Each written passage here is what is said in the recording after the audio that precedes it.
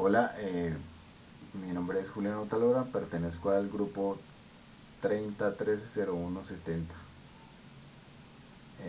Ese es ese es el trabajo de la pretarea de algoritmos.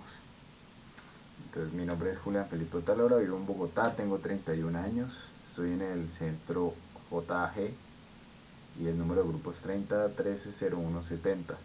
Mis pasatiempos son ir a cine, ir de paseo, etcétera. Me gusta tocar guitarra y cantar y es algo que también hago en mis ratos libres.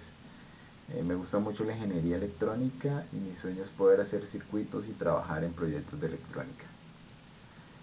¿Qué es un algoritmo? Un algoritmo es una secuencia de pasos cuyo fin es la resolución de un problema. Puede ser expresado en un lenguaje natural como el castellano, inglés o algún otro lenguaje.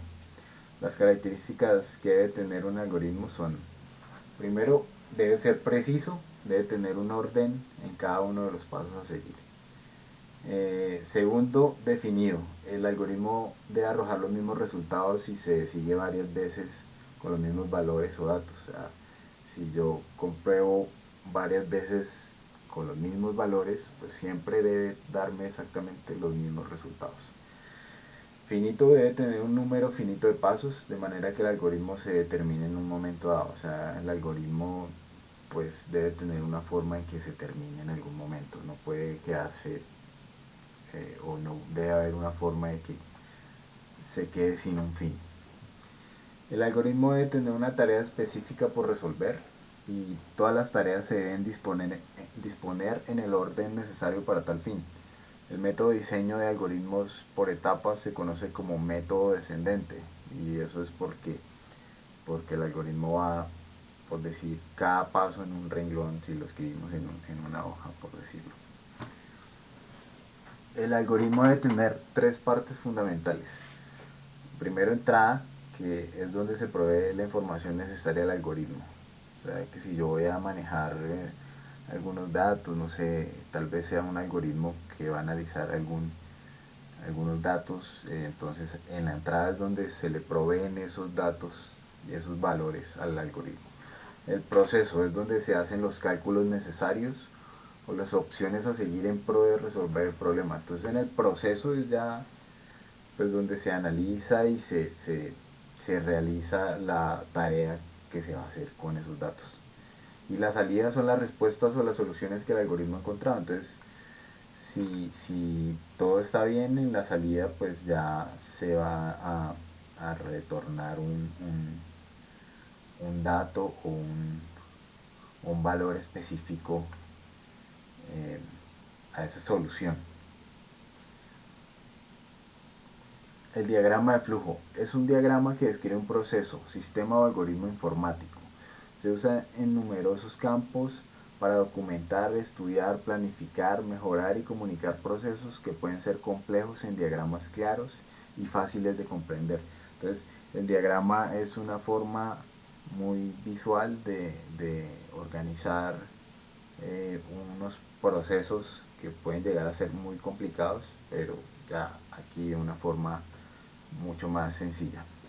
Existen dos clases: diagrama de flujo de sistema, que se utiliza para la representación de los pasos que se realizan con los datos, y los diagramas de flujo de detalle, que se utilizan para describir un procedimiento particular. En este caso hablaremos de los diagramas de flujo de detalle, que en adelante los llamaremos simplemente diagrama de flujo. Los diagramas de flujo utilizan símbolos normalizados que representan los pasos del algoritmo y que a su vez están unidos por flechas llamadas líneas de flujo que indican el orden de los pasos.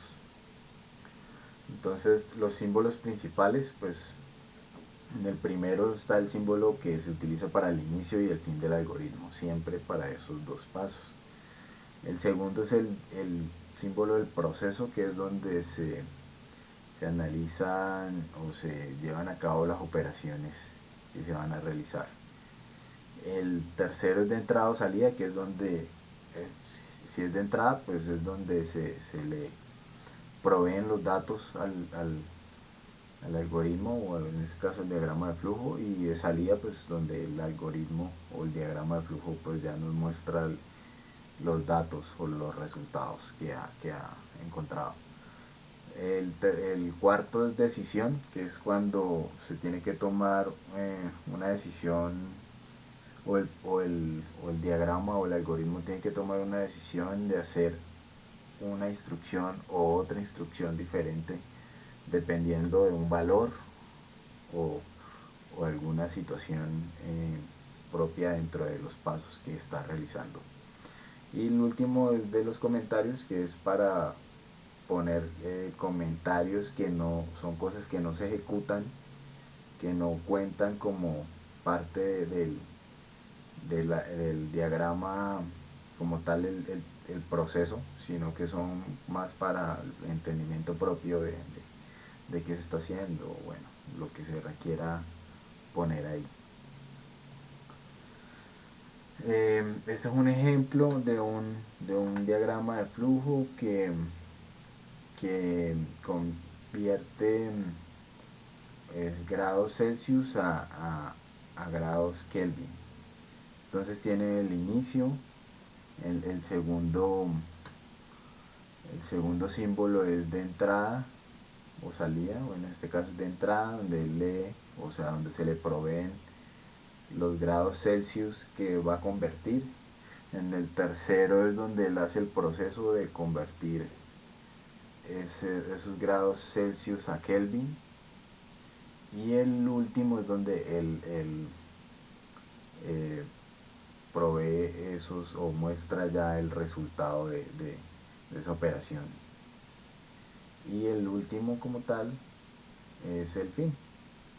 Y todos están unidos por una flecha que es la que indica cuál es el paso siguiente, ¿no? De dónde va a dónde va. Pseudocódigo. El pseudocódigo es un lenguaje para realizar algoritmos que utiliza palabras reservadas, que son palabras especiales que el lenguaje utiliza para definir o identificar la sintaxis. El pseudocódigo se creó ya que el diagrama de flujo era lento de crear y difícil de modificar. Entonces el pseudocódigo es como una alternativa al diagrama de flujo un poco más fácil o más versátil. Las palabras reservadas que utilizaremos en el siguiente ejemplo se realizarán en español para mayor comprensión. Entonces, aquí tenemos un ejemplo de un pseudocódigo. La primera palabra reservada es algoritmo y lo siguiente es una forma de decirle al usuario que ahí va otra palabra que su rol es la identificación del algoritmo. Entonces, un ejemplo del diagrama pasado previo en algoritmo sería, en pseudocódigo sería algoritmo Kelvin. Cuando hay dos barras, dos slash,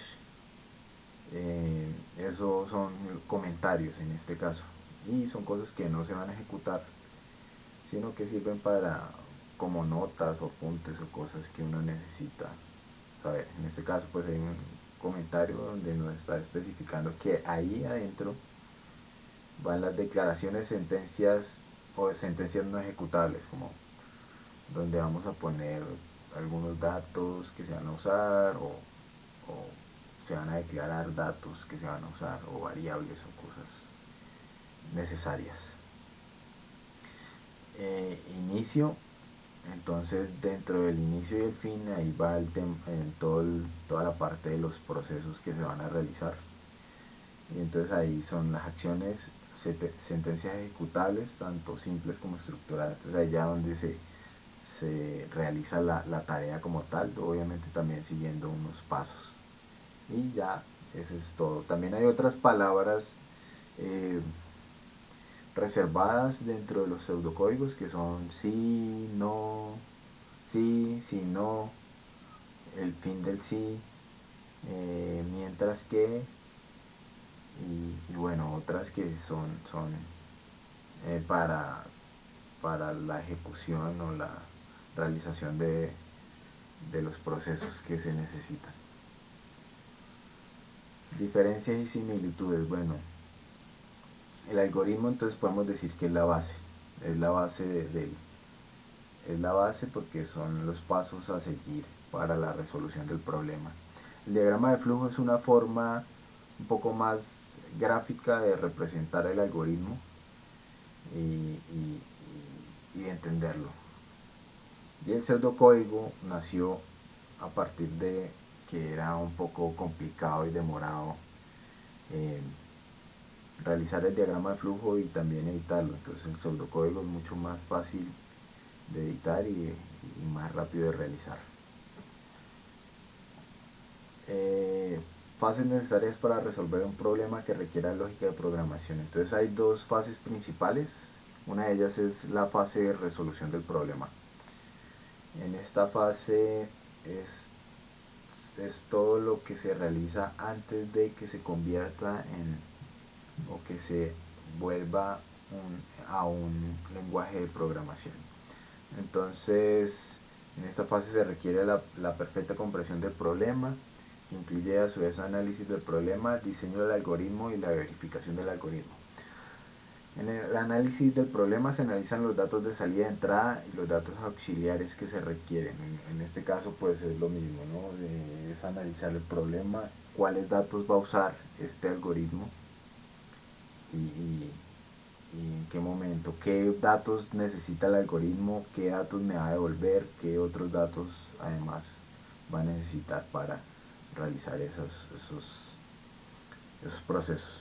El diseño del algoritmo, entonces se diseña con todos los pasos dispuestos para la solución del problema. Entonces ya aquí es que va a tener un proceso en el que va a hacer esto o lo otro, bueno, ya depende.